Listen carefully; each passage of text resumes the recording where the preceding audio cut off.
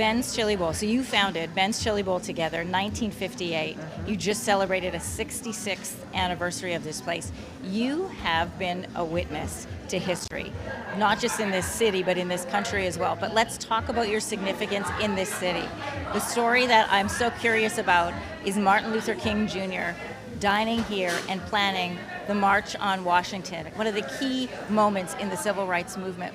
You spoke with him. What were your conversations about? Well, I remember one conversation in particular, and that was that he'd had a meeting with President Kennedy, and he and John Lewis and A. Philip Randolph, a few of his comrades, and he said when he talked to President Kennedy, he said, "We're really unhappy about the injustices of black people, and we're going to bring a large number of people here to protest those injustices."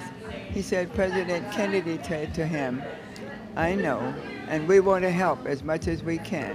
But I don't think it's a good idea to bring a large number of protesters, because if there's an incident, it will set your movement back." And Dr. King said, "There won't be an incident. There will not be an incident." Well, history will tell you they brought 250,000 people here. No incident. A very inspiring day. Ben and I were there. A very inspiring day. He made that I Have a Dream speech. And when that day was over, we felt like change is going to come. Well, of course, we passed the Civil Rights Bill the very next year, 1964. Incredible. You know, that was a peaceful moment and an inspiring moment, and then sadly years later, he's killed, and then the riots in this city. Tell me what you remember about that time. That night, we were here, someone runs into the Chili Bowl and says, "Dr. King has been shot." Well, we don't believe that. What was your reaction? We don't believe that. It's not true. Can't be true.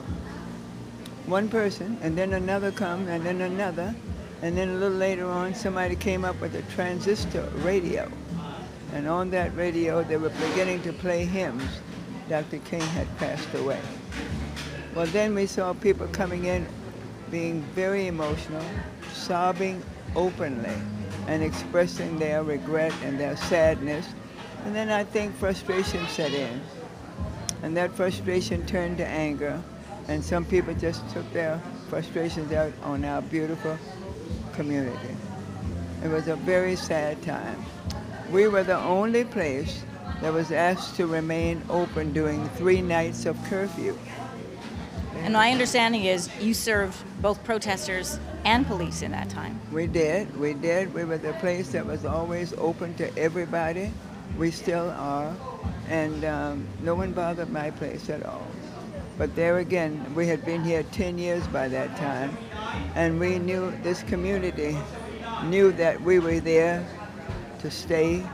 They knew that we were there to help in any way we could. And the community was there for me. If you liked that video, make sure to subscribe to the Your Morning YouTube feed, where you can find all kinds of new content posted every weekday morning.